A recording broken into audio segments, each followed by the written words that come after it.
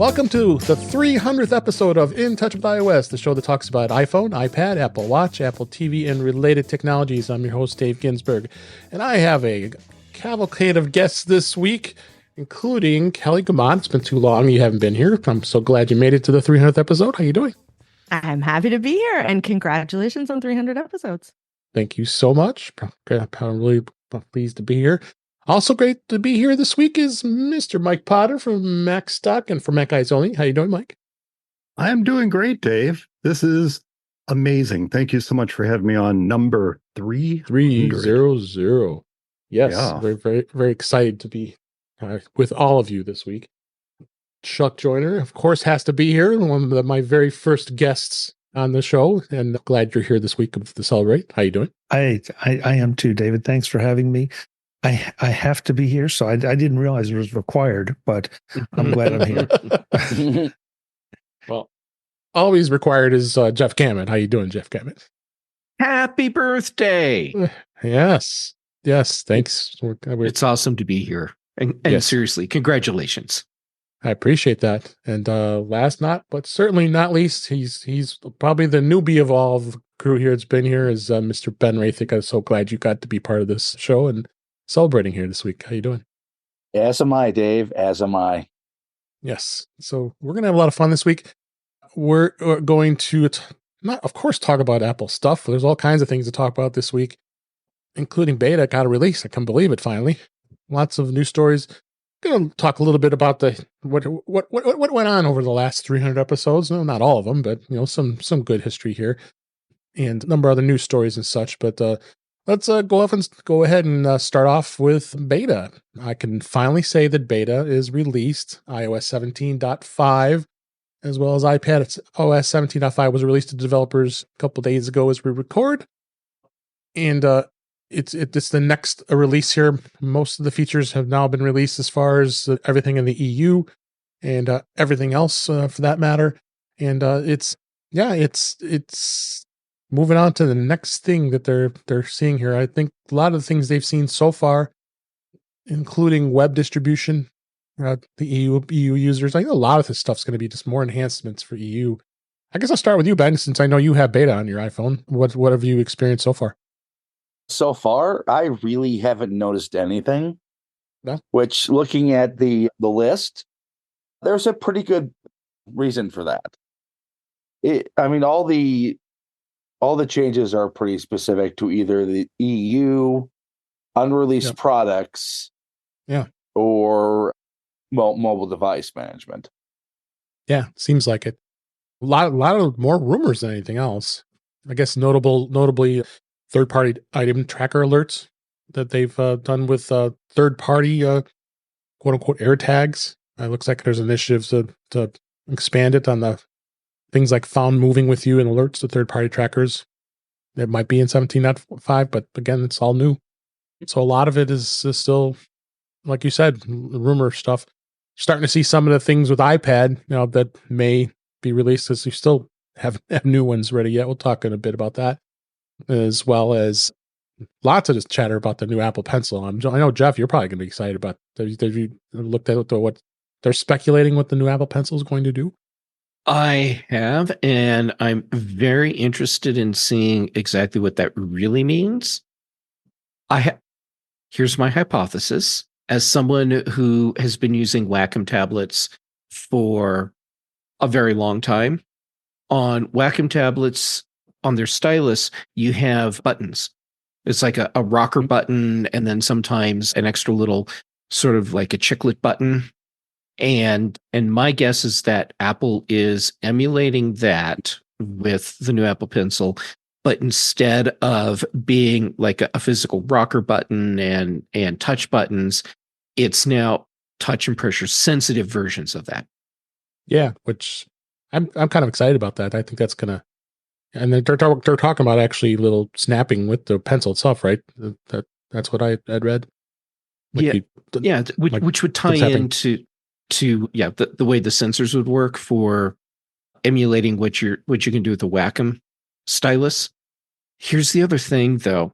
Right now, when you use, say, an iPad and an Apple Pencil, as a secondary screen or an alternate screen for your Mac, and you use your Apple Pencil with it, when you want to do a mouse click, you have to tap on the screen. Yep. The way it works when you're using a Wacom tablet is you click the button on the pencil. So you're actually reducing the number of movements it takes to do simple things like navigate with a stylus. So yeah, I'm watching very closely to see what happens with this. So live from my house. Crackpot theories. Jeff, listening to you describe that made me think of the new version of AirPods Pro, where you can adjust the volume by sliding your finger up and down on that bit in the front. Mm-hmm. And I think that because I don't think they're going to put a button on the pencil, and I don't think that the hardware is going to change significantly, I think that you're going to maybe get some gestures like that. Like if you slide your finger up and down instead of tapping it, maybe you'll get something. If you slide up, it's one thing. Slide down is another. Much like adjusting the volume on your AirPods, because they've proven that's the technology that they can make. And for most people, it's reasonably reliable. I don't know anyone who tries to use that who says like it terribly doesn't work for the most part. You know, people like I have trouble with it once in a while, and I know some other people have had trouble with it occasionally. But by and large, the people I know who use that regularly say that it more or less works. So I think that that's definitely something that could come to the next iteration of the pencil. Yeah, for sure. How about you, and Mike? That's a bonus for watching the live stream as you saw me have that idea, because you could see it writ all over my face. That listening to you describe that made me think of being able to adjust the volume on my AirPods while I'm on the air. Mm-hmm. Mike, are you much using a Apple Pencil? I don't know if I don't recall if you do or not. My first gen Apple Pencil is living quite comfortably in the case I purchased for it on the counter, and it regularly becomes discharged, and I say, oh shoot, I've got to charge my pencil about once every 6 months. So I'm not super eager to get a new Apple Pencil. However, Kelly's description of the gesture controls that she would like to see on the Apple Pencil sound pretty amazing. And I think for people who are looking for that sort of thing, like Jeff, if this is what comes to fruition, it's going to be an amazing device for a lot of people. Yeah. Oh, I definitely think so. It's going to definitely be a interesting device. I mean, long time overdue. I guess I don't even know what they're going to probably call it. They're going to call it the 4th gen. Is it going to be the 3rd gen? I don't know. I can't keep up sometimes. If you throw that USB-C really bad Apple Pencil as part of one of the pencils that are out there, I guess it's the 4th, but I think it's going to be the 3rd gen of the Apple Pencil. What was it? Apple Pencil 2, Apple Pencil 3. Yeah, who knows? I think they're going to be named after California landmarks, Dave. It's going to be the Apple Pencil Redwood. Yeah. Yes. Yeah. I think that USB-C one is the Apple Pencil. We don't talk about that. Yeah. Oh, yeah. I took one for the team and bought one and returned it right away. So, yeah, it was definitely interesting here. So, also release was watchOS 10.5 beta for the watch, and you generally don't know there isn't much to talk about there. Apple TV has a 17.5. Again, that's not much to talk about there, as well as we don't see too much in tvOS betas. And we also can't forget Vision Pro. The Vision Pro 1.2 was released to developers, and they're going to probably say they put some more further improvements in personas, eyesight, and other features with Vision OS. I did get to do the demo a couple of weeks ago. I believe I talked about it on the show. Mm-hmm. Did everybody here have a demo yet? Have you done a demo, Kelly? I know you haven't done. Yeah, I have a. Oh, that's right. You had a friend. That's right. You had a one friend. Right. Yeah, that let me try it out, and it was a lot of fun. Yeah. Yeah, it was a lot of fun. We're sad, Ben. We wish we could get to a close Apple Store. I don't think you did it either, Mike. Did you? Mm-hmm. No, it's quite a venture for me to get to an Apple Store. At least 45 minutes to an hour to get to one. Yeah, I just don't have the time to mess around with something I'm not going to end up buying. So yeah, Mm-hmm. yeah. Don't blame You you. don't know that, Mike. You don't know that. You haven't done the demo. No, I'm pretty confident, Chuck. You I'm want the pretty Vision darn Pro. confident. And even if I wanted to, I believe my wife would put the kibosh on it pretty quickly. Yeah. Just don't tell her. This. Oh yeah. She would know. Well, They always know. We do. We talk about it in the meetings. That's right. Just want to mention the people in the chat tonight, which is at youtube.com/intouchwithiOS. How you doing, Brian? Thanks for being here. Appreciate the congrats. And Cletus as well. And others are lurking, but hopefully you can join us in the live chat as you're hearing this. But let's take a look at some of the other stories that are out there. Actually, with some topics here. A couple things I wanted to talk about here was, I know you and I, Ben, talked about this a little bit over social media, but I wanted to kind of hit on this. This was a couple weeks ago, but the i5 is 128 gigabytes of storage actually enough for an iPhone? The iPhone 15 offers a lot of storage and lots of photos, and at least that's what Apple boasts in their and the ads that they put on there, that you should have plenty because it's on iCloud, right? That iCloud's going to back up all your photos, and the storage versus iCloud. I guess it really depends on how you use your iPhone. Specifically, I would say photographers. Photographers definitely want to have that larger amount of storage, only because they want to be able to store their photos before you can get to a computer to back it up or sync it into iCloud if you're out in the field. I'd like to know what the panel thinks about this, and I'm gonna start with you, Mike. I mean, I don't know how you have what kind of iPhone the iPhone you have. I don't think you have a ton of storage. Is it something that's important to you to have more than 120? It's a 13. It's a 13. My 8 Plus, I was shaking my head. No, it's not enough, because my 8 Plus had 256. Okay. And as I own the phone, it developed some sort of weird issue with the memory on it. And I still, to this day, do not know what is wrong with that phone. I've gone through complete resets. It's wonky. That's the technical term. It's wonky. So when I purchased my 13, I thought, I'm not using all 256. It was in retrospect, maybe it was a waste of money. Maybe I shouldn't have gotten that much.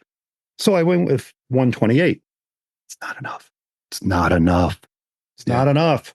I looked it up. I have 47.47 gigabytes free right now, which sounds like a lot, but I would be well over that if I didn't dutifully clear a bunch of stuff off of it on a regular basis. So I can make it work until I need a new phone. This will be fine, but I don't think I'm going to go with 128 ever again. Yeah, I didn't. For the record, I was always doing 256, and of course I trade in every year. This year I opted to go to 512, and I thought what I wanted, especially with the 15 Pro Max and having plenty of storage.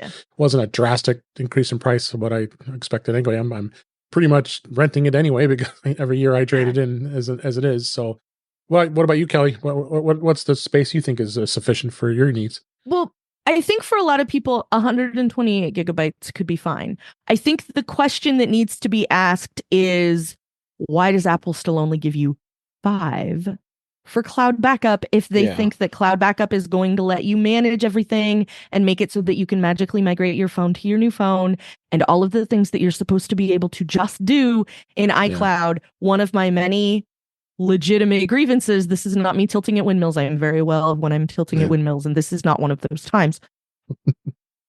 5 gigabytes is nothing. And it is essentially, in the year of our Lord, 2024, a rounding error. And Apple needs to up that dramatically. It is less than 1/10 the size of the phone, the smallest capacity of a phone that you can buy. You cannot back up 10% of a 64 gig iPhone with the space that Apple gives you by virtue of having an iCloud account that is supposed to be the thing that does all of the stuff and powers everything that you're doing with the cloud, someone else's computer. This is even before you get to syncing is all black box. There's no log. There's no any way to tell. You never get an error. If something goes wrong, you only find out when you go to find that thing and it isn't there. All of the other things about it that are a problem, like the official troubleshooting is turn everything off, wait 20 minutes, turn one on and see if it's better. That is officially what happened when you call Apple support. It is part of my day job. I am here to tell you. I have had people tell me this more than once with a straight face, like it's an actual solution, and it's shenanigans. So before you get to all of that, why are you giving me 5 gigabytes? If you want to sell me a terabyte phone, why are you giving me 5 gigabytes of space? So that's the thing I think people really need to have their knickers in a twist over. I really don't think it's a 128 gigabyte phone, because if you are not a person who takes a ton of pictures and you're doing email, maybe some late Facebooking, you've got a bank app, you're fine with 128 gigabytes. You're probably fine. Even if you're one of those people who doesn't trade it in the minute the Apple Care runs out, lots of people can be very happy with 128 gigabytes. And I mean, capital P, people at large, not necessarily the people listening or appearing on the 300th episode spectacular of In Touch with iOS. Lots of people can have a 128 gigabyte phone today and go on to lead productive lives. It is absolutely possible. There are people doing it right now, but the 5 gig blessing that Apple has bestowed upon you for signing up with an iCloud account is absolutely 100% shenanigans right down to the ground. And I think that's the thing that people need to be having a conversation about. It is not, is this phone too small? It is, give me an actual appreciable amount of storage you can see from space, not what you're giving me now. Hold on, about let me you, get off Chuck? my soapbox. Okay. All right. I'm going to go move to Chuck here. Chuck, Okay. I believe you went with 512 gigabytes, right? With your iPhone? You know what, Dave, as we were talking about this, I said, hey, let's see how much I've used. And I discovered that I had 125 gigs of podcasts, which so apparently I have something set wrong, that it wasn't deleting things that I already listened to. Yeah, I went with the 512 just because I wanted a little extra space, given the quality of the camera in the phone, and to be able to shoot some of those videos. I've had terabyte phones in the past, and I monitored apparently a lot closer than I'm monitoring this one, and never got anywhere near it. And so I decided to go with 512, and it's fine. Kelly and I have a long-standing disagreement about, what Apple should or shouldn't be giving you. So we're not going to rehash that right now, because I guess I compare it to what some of the other services are giving you free, and and note the word free. So if you need more, because Kelly, I agree with you. I think there are plenty of people out there who don't do anything near what this panel, or probably anybody that listens to this show, does. I think it's a phone. They've downloaded a few apps that are relevant to them. And so, I can honestly see, especially if you are taking advantage of that, the exception would be the photo situation, because that can stack up pretty darn quick. So, but yeah, we've had this discussion before when it was a lot lower. 32. The bare minimum is always going to be the entry point, and it's always going to be sort of quasi designed to push you to the next level. But if you really want to get into an iPhone and enjoy all the benefits of an iPhone, you save a few bucks and get there. I mean, the entry level is there so that they can say starts at $699. That's the point of the 128 phone, or the 64 phone, or the 32 phone, or whatever phone it is that everyone's complaining about. Like, that's why it exists, is so that they can put that price in great big letters. And then, in real life, you're going to pay another $100 or another $200, depending on, to get like the correct model. And then, are you a photographer? If you're getting a Pro Max, you shouldn't, you should calculate storage accordingly, et cetera, et cetera. So I will say one thing to Apple's credit is that if you buy a new phone, under an Apple ID, the Apple ID that purchased it gets basically like an unlimited amount of storage for a stretch, to make sure that you can make a good backup so that you can transfer things over to the new thing. It's a very recent development. I think it's come even after take a picture of the old phone with the new phone and then wait, and then all your stuff transfers for you, the whole magical migration process. I think even after that, they finally started offering this, like, we're going to lift the gates on the on the backup so that you can make a good backup so that you have, so you have space to make a good backup so you can transfer to your new device. So I will give them credit for that. But as a general rule, like you could make it 10 and make a lot of people really happy. And I would have to stop complaining because you literally just doubled the space and it's still a rounding error for Apple. And it would look a lot better than it does right now. Mm-hmm. Yeah. All right, Jeff, I got to get you in here. What space is important to you as far as what size you get? I need to have a minimum of 256. Yeah.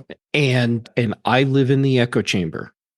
I think it's important that the people that are writing all the articles about is 128 gig enough? They need to remember most people don't actually live in our echo chamber, and most of those people don't need as much storage as we do. I see this, though, as an opportunity for Apple to set new expectations for the cloud storage market. They what they could do is take Kelly's advice, bump up the cloud storage that's available for iPhone users, and maybe even do something like you get whatever amount. Let's say they go crazy, and instead of 5, they bump us up to 10. But each time you buy a new device and add that to your Apple ID, it increases the amount of storage that you get. Right. Wouldn't that be kind of a cool thing? And watch Google try and figure out how they're going to deal with that. It'd probably be easier for Microsoft because Microsoft actually sells products beyond tablets and phones. Right. Lastly, Ben, I just make sure I get you in here. What was the ultimate of what space is good for you? Yeah, I think that's one of those things that is very subjective.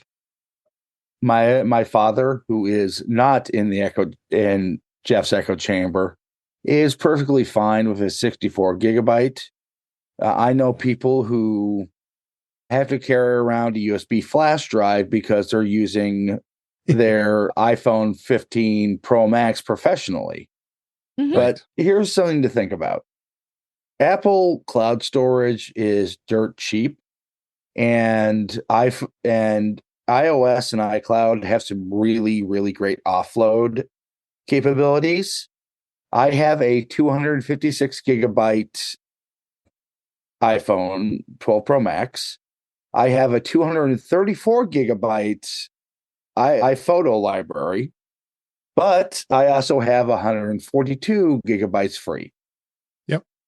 Yeah, you're able to get things pretty efficient if you wanted to. For sure. Well, I think the bottom line, like everybody says here, it's buyer beware. I mean, just whatever you think is best as far as your needs.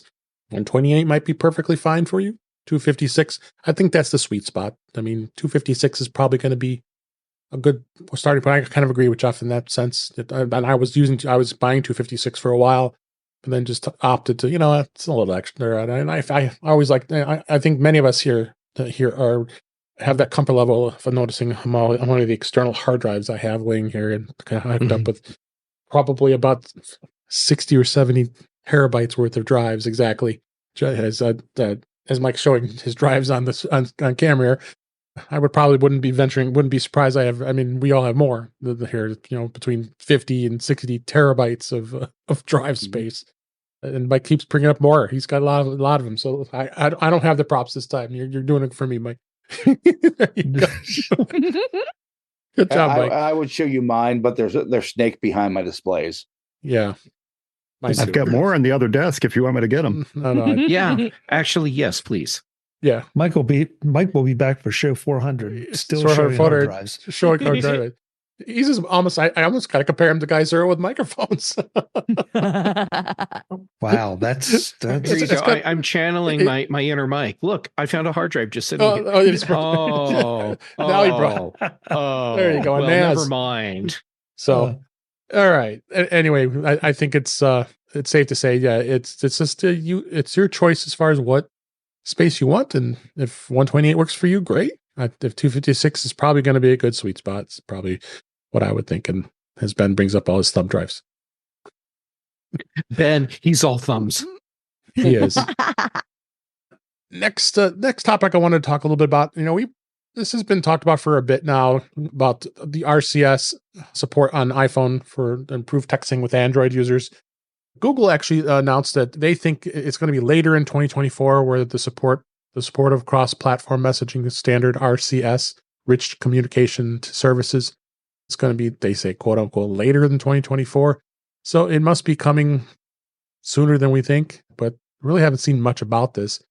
I'd be curious to see what everybody here thinks where this is going to go, and I just don't see the green bubbles going away. I think they're still going to be here, even with this new service. But I think I'm starting to notice that as I text with other Android users, it seems to be improving somewhat. It's not anywhere near what it should be, like we all experience in iMessage. But I'm gonna start with you, Ben. What do you think where this is going with our RCS? And I don't think it's too much of a stretch to say it's going to be out in the fall, because that's when the next version of the operating system are released. Right. It makes total sense. I mean, with the iOS 18 probably in the wings once we get the WWDC here. So, so I would probably agree with that. How about you, Jeff? What do you think? RCS is not making green bubbles go away. That's not what its job is. Nope. No, they've already announced that. Right. And it's important for people to remember that. What RCS is going to do for us is give us a new, more modern texting protocol to replace SMS. And here's what I see happening, and it's going to be crappy. Not RCS in and of itself. Spoiler alert. Yeah, spoiler alert. But it's Microsoft that's going to make this crappy, because Microsoft is going to implement their own version of RCS that has their own security protocols and stuff in it. And what they want is to have everyone adopt not the RCS standard, but Google RCS. And so we're going to have this. You said Microsoft. Did I? Google. Oh, yeah. Wow. Freudian slip. Big show, Mac show, Yeah. Well, I mean, it's a Microsoft thing that they've done in the past. I mean, look at Explore. It's 50-50. One or the other of them is going to be the one to screw it up by making it like 80% standard and then 20% completely broken. And if you screw it up, like, yeah. See also Chrome and yeah. Yeah. So anyhow, Google is going to once again reiterate why we can't have nice things, because they will be pressuring everyone to adopt their version of RCS as opposed to the actual standard. They don't understand why Apple. Why are you being so difficult? How about you, Chuck? What do you think with RCS? I keep saying that. Oh, can do with this. If it gets the regulators off Apple's back, that's fine. I mean, we've just told the world why this is not going to work as far as creating this wonderful universal standard that everybody seems to want. So wonderful, universal in the United States standard, because outside the US, no one's going to care. Right. Yeah. So, there you go. So again, this is one of those things that just, it gets so much press, and Apple's taken a bit of a beating for it. And nobody will call Google out except the six of us here. Yeah. That said, Google, you're doing, I mean, when you did your Freudian slip, Jeff, I'm thinking Internet Explorer, I hear you calling. It just, some of these folks insist on implementing their own standards and then insisting why their standard is best. Apple implements its own standards and it doesn't ask anybody. It doesn't make any demands.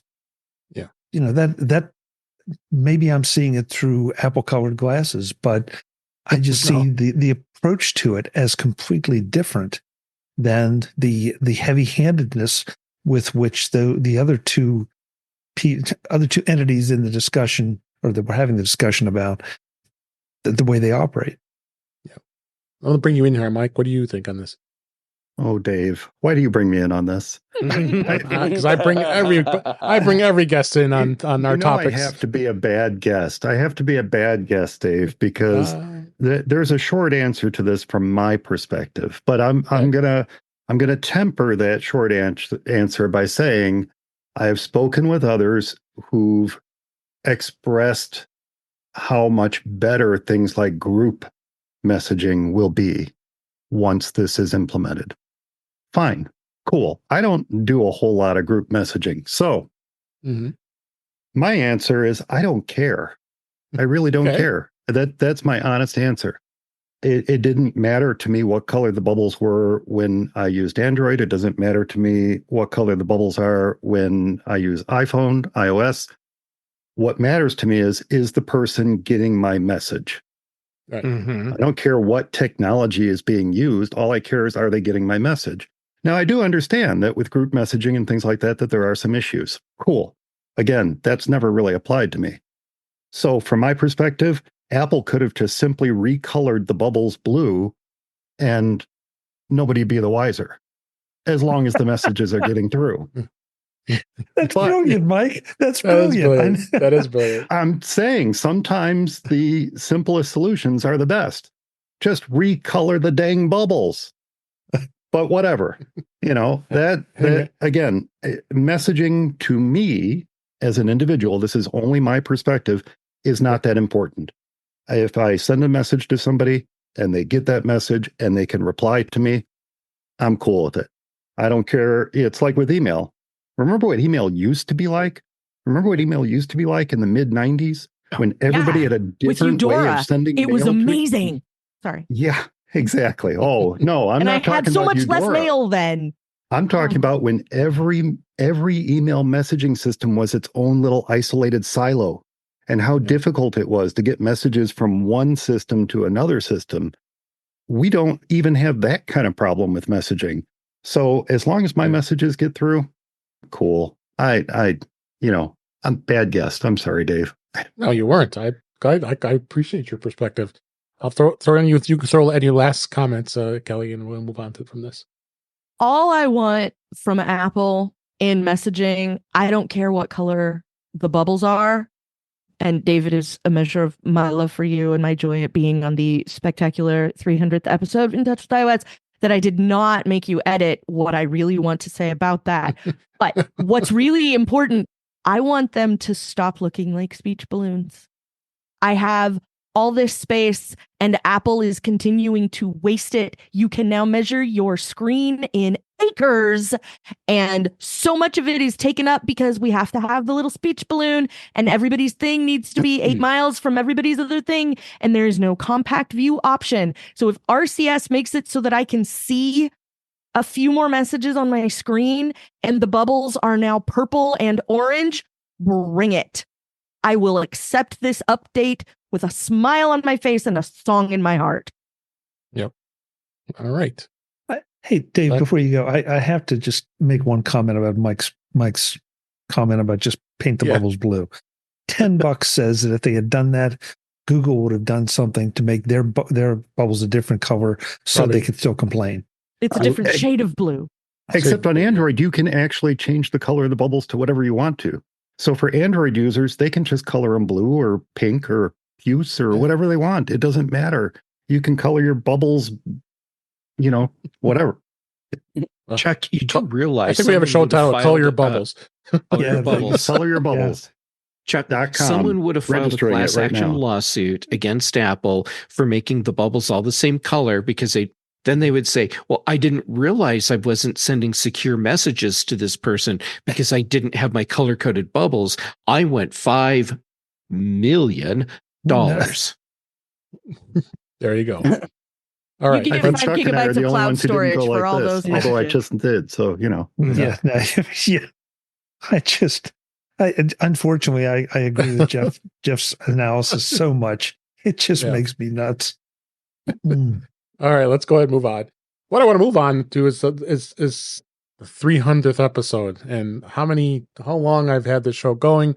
And thanks to all of you here that's had some small piece of, and that's why you're all here, is how successful I've made this show. I think back, I was going back and looking at the archives here last week and listening some of the shows, but listening back to how timid I was of doing the show, and then and how you guys have seen how very comfortable I've become because I've learned a lot from all of you here. But the show started in June of 2016, so we're talking about 8 years that we've been doing this show. And wow, That doesn't even seem possible. Right? I know. We got to think about. We'll think back to 2015. This little known conference that started off for the first time called Macstock happened, and I was very lucky to meet Mike Potter and would be able to become great friends. And he brought me on, and I spoke for the very first time. Met all of you, and that's what started this. And I still think back to when I was in looking as Ben's eating his cake. I think back to sitting up on stage with everybody. You're funny, Ben. And not being a podcaster, and everybody else on stage is a podcaster. So but I've played that clip before, and how that inspired me to start this crazy journey. So I could say that's what really helped me along here. And then look how Macstock has grown, and look how In Touch with iOS has grown like over all these years. So I went back to the archives. I wanted to see where we were. Of each of you have been on the show since you started. I went back with you, Mike, first because it was episode 32. If you remember that was when we were at the Apple store on Michigan Avenue in Chicago. Was that 32? That was episode 32, and that was a great time. That was. I went back and listened to it again, and I'm gonna put links to all the episodes I mentioned here for everybody here, as Ben keeps eating up that cake. Yeah, that was a blast. We were sitting right on the edge of the Chicago River, right by the Apple store. We were invited to be a part of a presentation Apple gave us from our Apple user group at the time I was leading, and that was a ton of fun. And I learned a lot from there, just bringing my gear with me and having the mic and the Zoom H6 recording, and we had a lot of fun there. And back then we talked about iOS 12, so that was. That's how far back we're going here. And then I go back to episode 35 when I have Chuck Joyner on the show for the very first time. And how I was a little nervous at the time because, I was in the presence of you as a very accomplished podcaster. I listened back. I was listening to my voice and wow, listening to the show. And I was like, I was like so thrilled I had you on the show, and I am thrilled anyway every time, but listening to it for the very first time was kind of fun to hear how it was back then. And at that time you and I talked about iOS 12 tips and the 10s and the 10s Max reviews, because we both had bought the 10s. Think about how far back that is with specific to the iPhone. And Kelly, it was episode 37, if I'm not mistaken. No, it was. I think it was episode 40. Okay. When I had you on for the very first time, and we talked about the iPad Pro when the very new first time the iPad Pro came out. This was in November of 2018. Gosh. When we had that. So and lots of other great guests came on the show over those many episodes later. Jeff started off with me at episode 107, and I remember you coming out for the very first time and finding about a little bit more about you as we started to hook up, and then became fast, and now we're really great friends, and we're all great friends here. But you especially, Jeff, has really made this show amazing, along with Ben as well as he came on as well. So I'll go back, and then the next episode will be episode 219. So you're the newbie, Ben. We had you come on, and I did take a several year corporate break from podcasting. Yeah, you did. And then look what happened. Sabbatical. You were on sabbatical, but how lucky I am to have you on as part of this show as well. And I look back and seeing how this show has progressed and having a lot of fun. Hey, I'm doing it because I enjoy it. We all do podcasts because we enjoy them. I mean, there's no exactly why. We make a little money, and that's great. If we don't, that's okay too. I think it's something. At least with the way I do this show is just the passion and having all of you here is just actually. I am absolutely very lucky to have all of you as great friends and doing this show, because I love doing it and love having you guys on all the time. So I look back and I wanted to just kind of see the history of all the devices that came out while we were doing the show. We started off with the iPhone 6s and 6s Plus that originally came out in September of 2015. So that's where we started with the iPhone. We think back of all those years. going to the 7, the 8, the 10, the 10S, 11, 12, 13, 14, 15, 15, and almost 16 here. So many different iPhones that I've talked about for all of these years is just crazy incredible. Same thing with iPads. We'll talk about iPad in a minute because actually it's the 14th anniversary of the first iPad this week, starting with the very first gen iPad in 2010. And that was before the show, of course.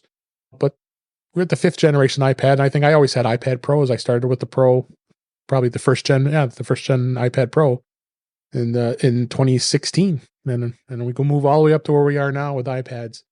And then you look at iOS. That's the whole premise of this show, is where we've gone starting from iOS 9 all the way up to now we're up to iOS 17. So a lot of history gone through this show and what we've seen over these many years.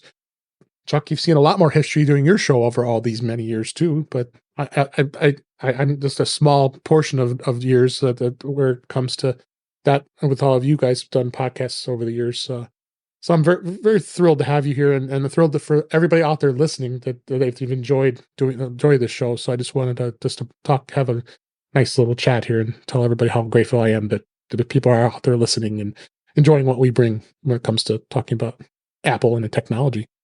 If anybody else wants to throw any other comments before we move on. Dave, your show. Sorry, Kelly. Please go first. Well, I'm not trying to flex. I'm just really trying to remember. Didn't I come on another milestone episode with you, David? You've been actually on on the 100th and 200th, so that's why I kept the thread both going. of them. Okay, maybe that's why I was trying to remember, because I'm like, I can't remember if it was 100 or 200, and it's because it was both. It was. That was why.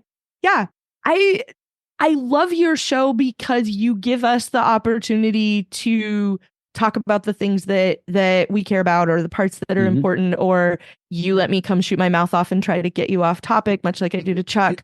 But also, you have a lot of practical stuff in your show, and that's one of the things that I love about it is you get news, you get what's happening, and you get information. And so, like, you know, whatever time of year, you know, if it's like unofficial beta season, if it's, you know, an iOS version has just come out, whatever it is, like, I will always come away from your show with practical information. Like, did you know you can do this thing? Or this is something that is, you know, this is a thing a lot of people were reporting as an issue that's fixed now. And like, all of that practical, useful information is stuff that gets lost in a lot of other episodes. And I really like that you put that front and center. So I just want to say that's one of the things I appreciate about your show. And part of why I'm happy to contribute to the comic relief. And I always enjoy when you let me come be the peanut gallery and throw spitwads from the back row. You wanted to put in the comment, Jeff? Oh, yes, sure. Yes. Your show is just so much fun. And I'm so glad that you have invited me on and then continue to invite me back. It is an absolute treat to get to be here. And your show, just like Mac Voices Live, and the Apple blogging and journalism community that intertwines with all of this. Yeah. One of the great benefits of what we've been doing all of these years, it's the relationships that we've made along the way. Absolutely. And getting to spend time with all of you in person. And how has it been that we have never been in the same place at the same time? Yeah. This just seems like a travesty. We need to change that. But here we are right now. We are all good friends, and we have all these wonderful stories that intertwine with our lives, and it's because we get to be part of this. And Chuck just joined the Witness Protection Program. Sorry, I just had a little power surge there. Ooh. Okay. Ooh. Are you having weather? Are you having a weather situation, Chuck? No, it was never mind. Okay. Because Jeff will run with it if I try to explain it. So No, I'm go just ahead. stopping right It doesn't matter how you answer it, Jeff will run with it. I'm stopping everything. We definitely will not talk about tomorrow on the Mac Show. Oh gosh. Go ahead, Chuck. Jeff, I felt like I'm sorry that situation interrupted you. That you were wrong. Oh no, I was ready to wrap up, but it's okay. You know, you just like totally stole the spotlight from me. Whatever. Literally, because he had all the light and then he gave it all away. Yes. Yeah. Let me tell you what I don't like about your show, Dave. I welcome feedback. Oh God, I have to word. leave, don't I? Just one word, I beta. do too. But no, seriously. No, I think it's been really interesting to watch you evolve as any of us that have done shows, whether they were ours or whether we participate in others. The shows always evolve. It's because you get more comfortable with it. You decide to try something a little bit new. You get different guests who always flavor things differently. And it's been fun to watch you go through that process and adapt to things like Kelly and Jeff that, have helped evolve the show.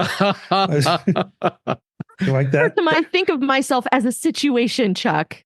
Well, and I'm an incident. Yeah. No, but more than that, though, the fact that you've stuck with it, nobody likes to talk about it but podcasts are work.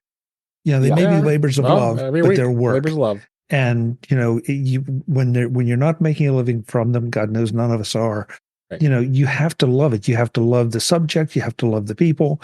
And you just have to love, because there are plenty of times that, oh boy, I got to put a show out on schedule. But once you do, you feel so good about it. And I think that's something you've learned. And I love the fact that you still seem to have the enthusiasm for it. Because anytime I have the good fortune to be on here, there's always a lot of laughter. There is. And that is to me the best thing about any of the shows, but especially yours. I look forward to it every week. So thank you all. I don't know if you want to add anything else, Ben? Go ahead. But let's be honest, any show that has Jeff on it has laughter. It does. Fair. For a long list of reasons. So to sum up, I'm sorry. Oh, that's why I have both of you as my regular contributors. I always appreciate that you're here every week with me to make this show what it is today. So thank you. And I thought that was an enjoyment to go a little down memory lane. And let's go ahead and let's go back to some of the things. Ben and I have swan dived down memory lane in the YouTube chat. So for anybody who's on live, go enjoy that little flashback as Ben and I figure out how long we've known each other. Good heavens. It was probably single digits from the century.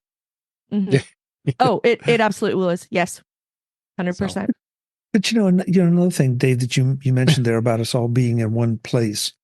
If you think about it,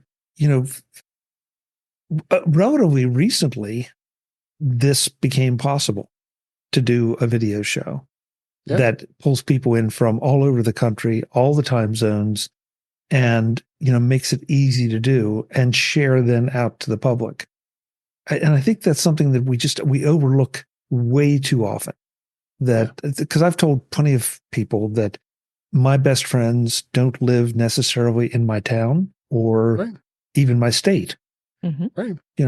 Because I see, or sometimes even country. Yeah. It's a complete shifting of dynamics. It is that. And so when any of us get together or any variation on the group, it becomes just that much more special. It does. And I again, it's a side effect of your show and my show and all the shows Jeff's involved in, all the shows Kelly's involved in, all the shows Ben's involved in, and especially Mr. Mike Potter for pulling us all to Macstock. And giving us that opportunity to, you actually give us a reason, Mike, to come together. And this is what happens. It's a great community for Macstock, great community in the Apple community. But Macstock really was quite an influence on me and the show, really. So what Chuck's saying in short, Mike, is you brought this on yourself. Yeah, I know. It's my fault, is what you're saying. 300 episodes in, it's my fault. No, I was trying to give you credit, Mike. If there's any little part that Macstock has played into this, it just warms my heart to hear that. It absolutely has. Point. Absolutely has. That's the whole point of Macstock. If you go back to the first to Escape Magazine, which is a small press literary magazine I started publishing in the early 90s. If you go back to that, that was never a vanity press. My podcasts are not vanity podcasts. It's amazing how many people have been on for Mac Eyes Only and have gone on to bigger and better things. It's so super gratifying to see how many people have come to Macstock and learned new skills or learned about podcasting and said, hey, this is going to be amazing. Maybe I should give this a try. And then to see those in attendance encourage them to pick up that mantle and run with it. That's really the whole point. That's why I do it.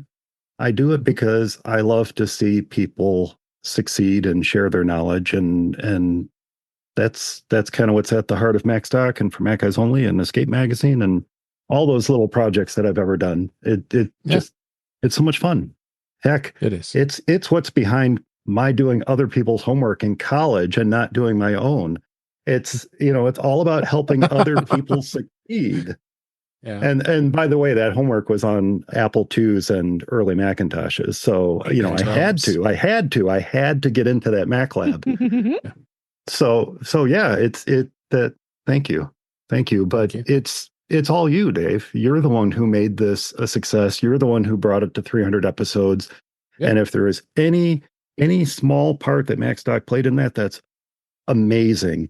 But you're the one who did it. You're the one who brought all these amazing people together today and through the other 299 episodes. And you deserve all the credit for that. I appreciate that. All I did was sit with you at lunch and be like, yeah, you should do that. That would be awesome. Yeah. Right? Yep. Right? You did. Mm-hmm. You did. Yeah. All right. I think we all encourage Dave to do it. Yeah. Oh. And look, if you especially, Chuck, what are you doing next Tuesday? That's in my head. Yeah, but if you hadn't enjoyed it, that's fine. Do 3, 4, 5 episodes, 10 episodes, and bag it. And clearly, you were enjoying it, no matter how timid you think you were. I never remember any time thinking that Dave's a little shaky here. He's concerned. You're just Dave, and I grew. I listened back. I grew. Yeah. Even the 1 year of doing all the interviews, I was learning from you 1 year. I think it was 2018 or 2019 at Macstock, and I was interviewing everybody, including everybody here. Well, not Ben, but everybody here. And I listened back to that. I was like, oh my God, that was a lot of fun. And to speak, especially in interviewing Dave Hamilton and John Braun and a lot of other folks that aren't on that show very often. Was just it was a good learning experience too. Yeah. So I do note though that the Guy Searle has influenced you because I'm hearing a little bit of that Morning Zoo thing creeping in the intro. We have to talk about that. Yeah, exactly. Thank you so much, everybody here for your support and a great show. But we want to continue on for some few more news stories and topics here before we wrap up. There's just a few more. We got a little time. That's not a wrap for this week. No, it's not yet. Oh, all right. Well, okay. So let's get some of the news stories I like to cover too. Apple did update iWork apps with new features on the Mac, iPad, and the iPhone. That was this week. Some of the release notes include for Keynote, they added a new look to your slides with a dynamic color, minimalist light, and minimalist dark themes, and a number of other improvements. And they did actually do some improved compatibility for slide transitions when importing from the dreaded Microsoft PowerPoint, since we want to go away from that. Numbers did some updates, and then Pages as well did some updates. So go out, make those updates, which I have already done it on my Mac and on your iPad, and even for your iPhone if you use it as well. You guys are still using these? Are you using these guys on your iPhone or your iPad, iWork apps? Anybody? Not on my iPhone, but on my iPad and my Mac. Yeah, I've used it many times doing Keynote presentations, especially at Macstock. Keynote, mostly Keynote. I mean, I will use Pages as pretty much a reader on my iPhone. Yeah. For something I've written. Clever idea. That is good. But let's just say, even with my giant 12 Pro Max, actually writing a document on it is not a pleasurable experience. No, I agree. Up until I started using Notes heavily, I I kept a number of lists of things in numbers on my phone, believe it or not.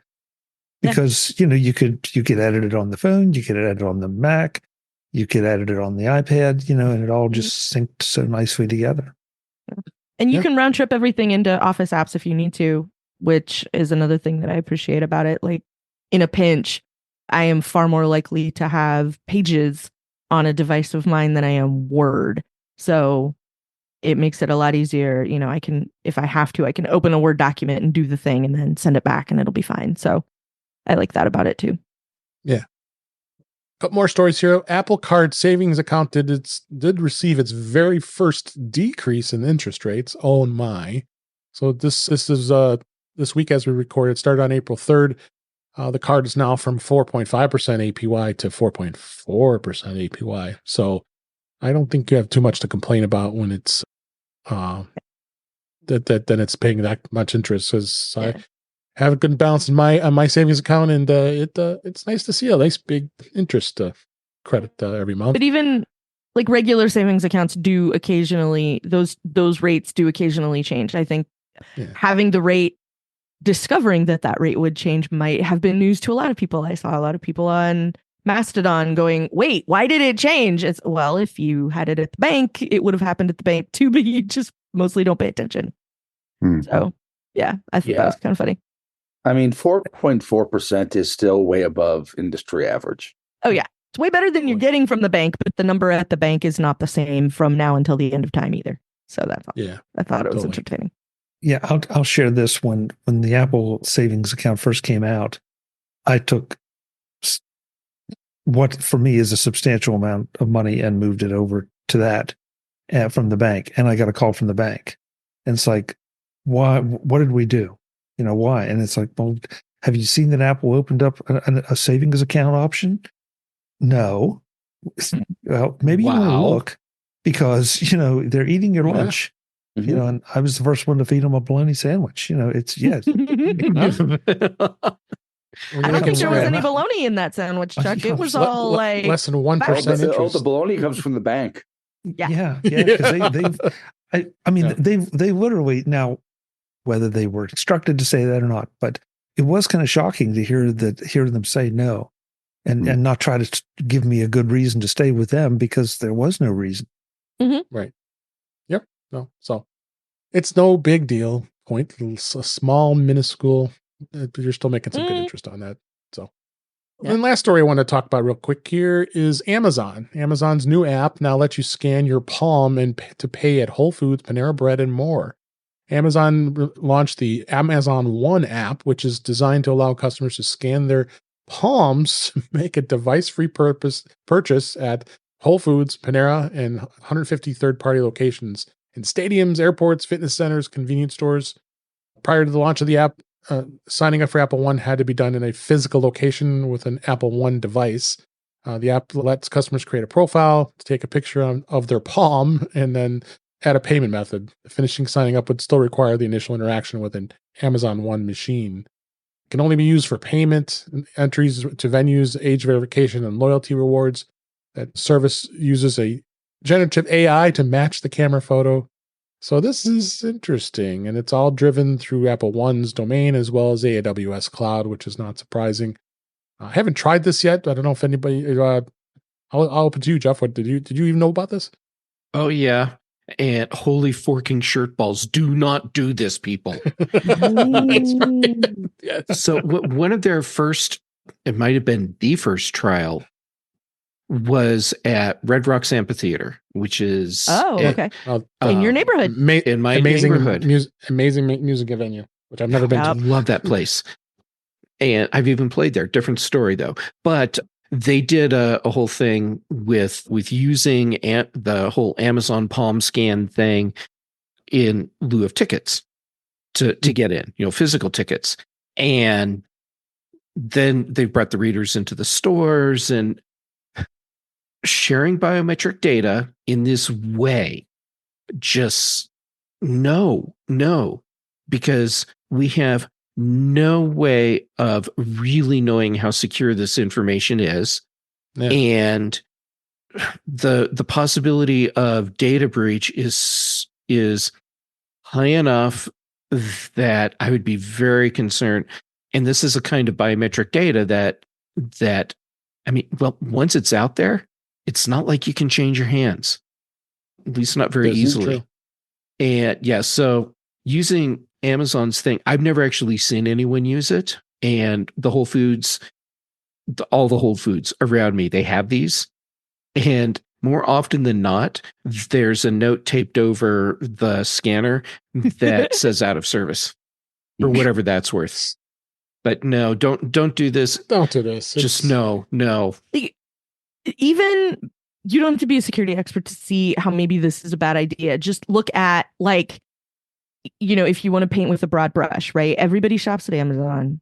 So everybody has credit card and address information stored at Amazon as part of their account. And so they're already a target based on the number of customers they have and knowing that they've been around long enough. And so everybody has, like, also, other contacts that they have stored because they send things to other people using Amazon, birthday and Christmas and whatever. And so, like, that makes them an even bigger target because now I have your information and I have some people that are contacts of yours that you like well enough to send things on Amazon and save the address for. And now you're going to add biometric information to that. Hard pass. Hard pass.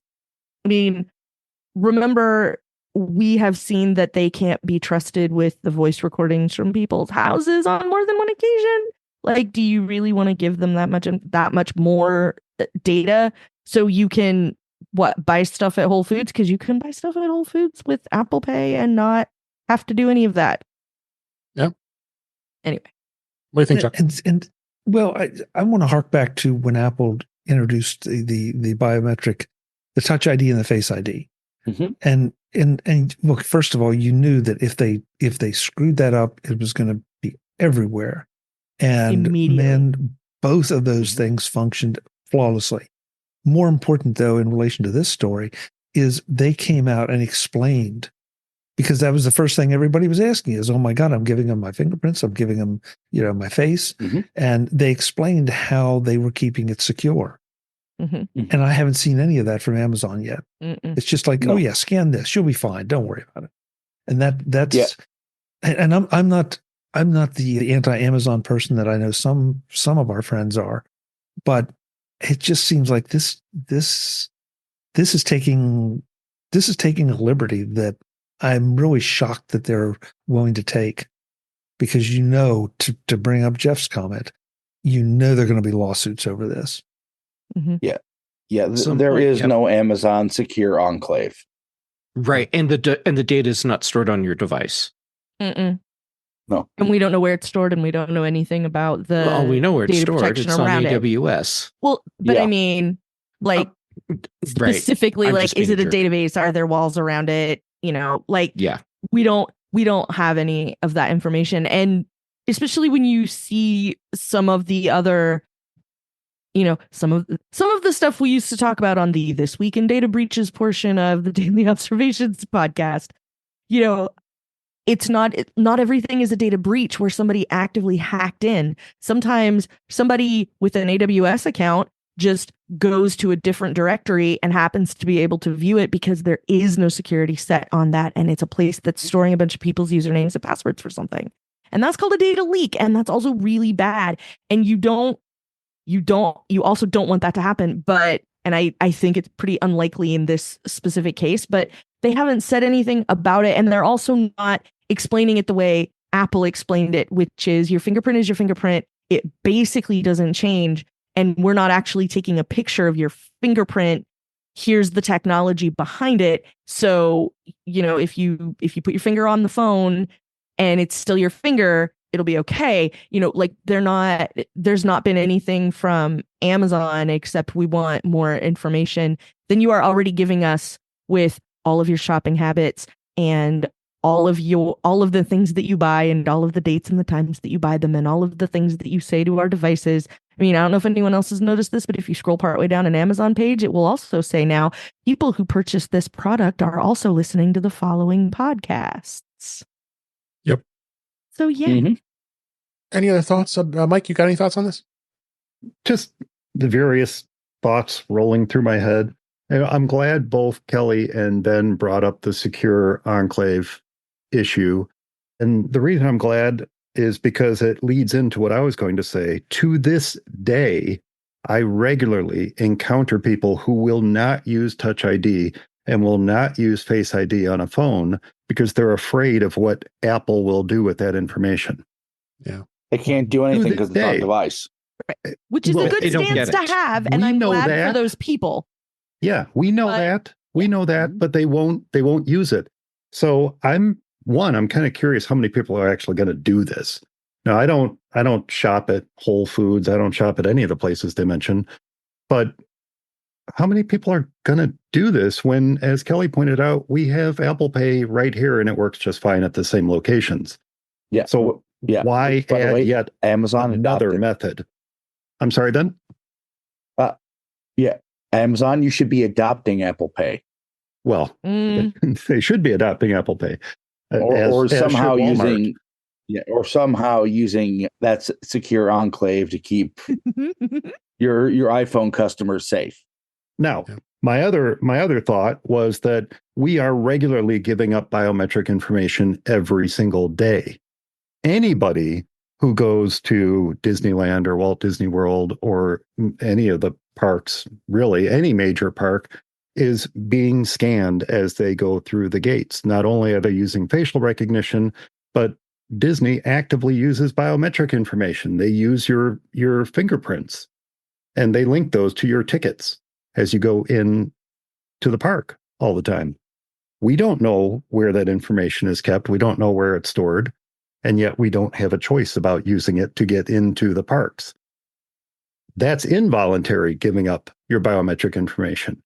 Now we're talking about people voluntarily giving it up. So that was my other thought is I really question how many people are actually going to do this who are not Amazon employees.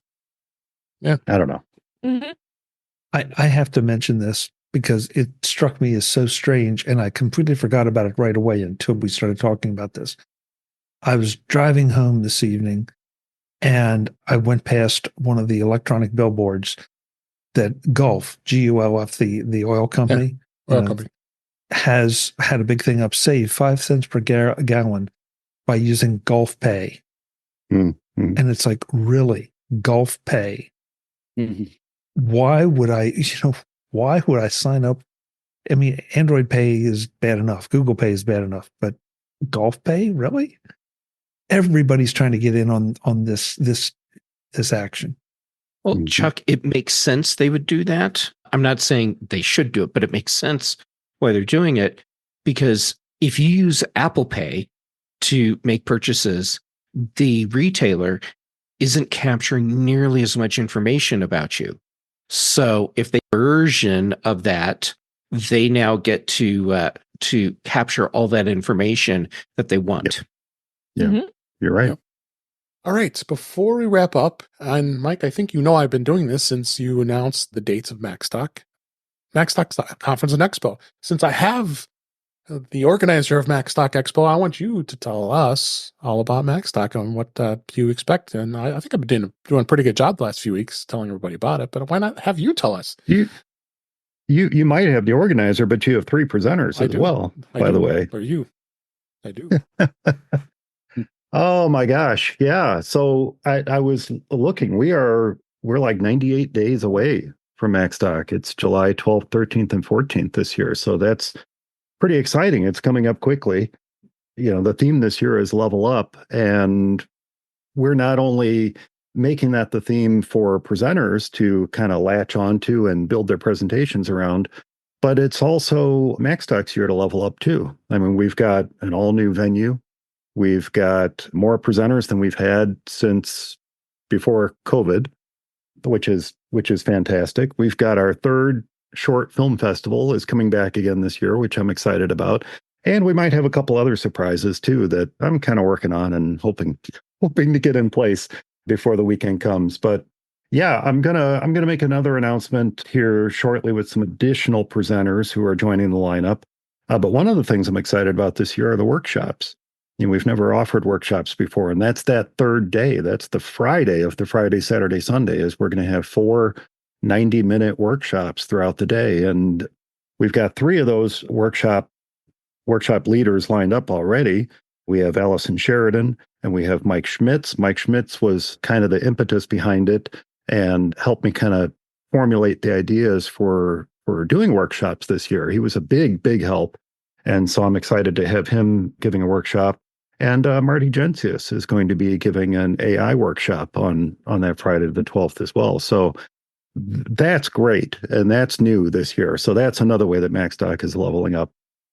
But, I'm just excited about it in overall.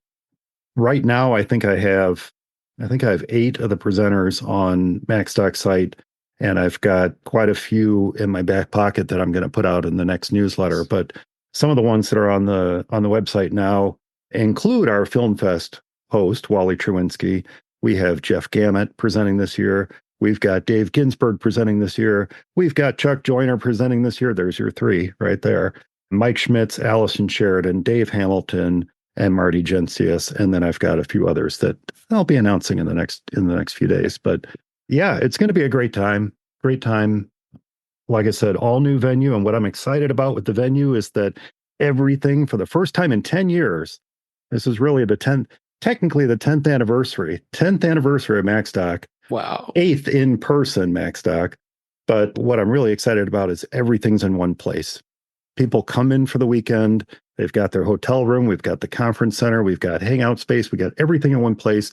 You don't have to leave the hotel for the entire weekend unless you want to. I mean, we're not keeping you a prisoner or anything. You can leave if you want to, but everything's in one place. And I really like that because now we're not, anyone who's been there before knows there's a fair amount of driving around in past years, but we've kind of eliminated that this year. So I'm really excited about that because it's something that people have been asking for a number of years now, and I could finally make it happen. So yeah, July 12th, 13th, and 14th. And thank you for letting me share just a little bit of your 300th episode to talk about Macstock, Dave. And don't forget, there's 2 packages available. You have the 2-day pass or the 3-day pass. It's on the website, macstockconferenceandexpo.com. Also have great discount on the hotel room. And I, like I said, I signed up this year to stay at the hotels. I want to stay with everybody because this is such an amazing experience to have everything in one place. Because you're right, it's a bit of a challenge driving everybody around, but I think everybody who has been with me knows I've been taking people around town when they were in town, so I didn't want them to have to suffer through the long drives. But it's just an absolute amazing event. Make sure you go to that website again, macstockconferenceandexpo.com.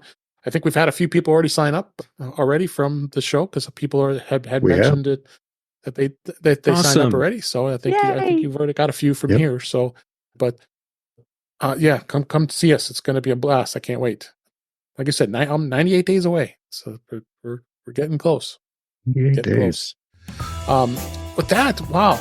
The 300th episode. We have now come to a close to wrap up. What a blast, and thank all of you for being here.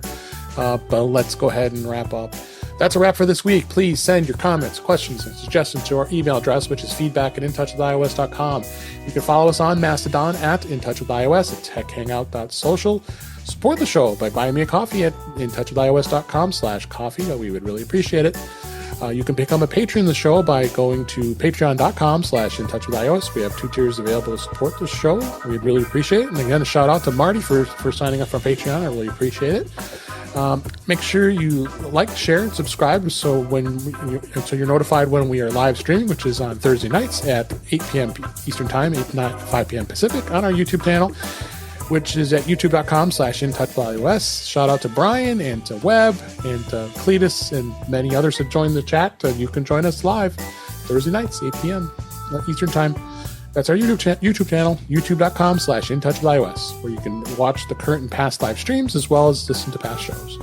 Visit In Touch with iOS magazine on Clipboard, where many of the topics we discussed on the show are flipped into that magazine. The link is in our show notes. You can subscribe to the show in your favorite podcatcher, including Pocket Casts, Overcasts, Apple Podcasts with transcripts, and many others. Better yet, go to our website, which is intouchwithios.com, where all the links to all the ways to listen to us is on that website. I am Dave Ginsburg. You can find me on Mastodon at DaveG65 at mastodon.cloud. Kelly Guimont, thank you again for being back on the show for the 300th episode. Where can people find you? Generally, you can find me playing Pokemon Go. The rest of the time, you can find me occasionally over on the Incomparable, where I talk about a wide variety of things. Most recently, it was the latest Dune film, and also sometimes giving wrong answers to questions on Feudin' Families, which is one of the game shows. It's legally distinct. And you can also occasionally find me when Mike and I can put together a reasonable schedule. You can find me on the After Show at aftershowpodcast.com, brought to you by Weather Alibi, weatheralibi.com for all your weather alibi needs. And long story. And otherwise, you can very once in a while find me doing my best to distract Chuck Joyner on Mac Voices Live, and sometimes you can find me here. Thank you, Kelly. Mike Potter, thank you for being here. We really appreciate it. What an honor to have you here on the 300th episode. Where can people find you? The honor is truly mine, Dave. To be on your 300th episode is really special to me. Thank you so much. Where can you find me? You can find me at formaceyeesonly.com, or at Macstock.conferenceandexpo.com. And you can find me on Mastodon only, tooting.ninja/@formaceyeesonly or tooting.ninja/@Macstock.expo. Thank you. Appreciate it. Chuck Joyner, as always, a pleasure having you on the show and joining us on the 300th episode. Where can people find you? Dave, thank you so much for having me. I want to echo what Mike said. I'm honored that I was included in this, because it's been very special to watch this show develop and watch you develop. So keep it going. Keep it going. You can find me at macvoices.com. That's where we have all kind of interesting conversations with all kind of interesting people. Tuesday nights, we do Mac Voices Live, 8 p.m. Eastern, 5 p.m. Pacific, whatever time that is, wherever you are, at youtube.com/MacVoicesTV. With everybody here, this whole crew is always invited. They don't always show up, but they're always invited. And every time they show up, things just get crazier. And on any of the socials, you can find me as at Chuck Joyner. Dave, again, congratulations. Number 300. Appreciate it. Jeff Gamet, thank you for being here. Thank you for being a regular contributor. You've been a great part of this show, and at the 300th episode, it's even better. Where can people find you? Well, when I'm not being super happy because I get to hang out on the show with you and do like the Happy 300 dance. How about Jay Gamet on social media? And I'm active on Mastodon and Instagram and Threads right now. And then for other shows outside of In Touch with iOS, on Tuesdays, Chuck still hasn't learned his lesson and keeps letting me join in on Mac Voices Live. And Chuck, I do appreciate it, so thank you. And Dave, thank you again for letting me be here with you on In Touch with iOS on Thursdays. On the British Tech Network, the big show on Thursdays, the Mac Show on Fridays. Also, Brian Chaffin and I do The Context Machine. Thank you so much, Jeff. And Ben Roethig, thank you for joining this show and being here and being a regular contributor as well. It's been a pleasure having you, and we'll continue on even more after this 300th episode. Where can people find you? Well, Dave, just as soon as this live stream is over, you can find me finishing this lovely marble cake. On social media, you can find me at Ben Roethig. All those shows Jeff just mentioned, Save the Context Machine. Yes, Jeff, we tried. You can find me on those. It could still happen. Yep, and pretty soon I should be starting Roethig Tech back up again. Good. We look forward to it. Cool. Thank you, and thank you for listening, everybody. This I'm just absolutely thrilled the 300th episode, and having all you that have been out there listening all these years and enjoying the content and enjoying what we bring here with all the great guests and what I've been able to contribute to the Apple community and provide everything that you guys enjoy, and so obviously are enjoying it and you're listening. We appreciate it. But for now, we're going to wrap it up, and then until next time, thanks for listening, and we'll talk again soon.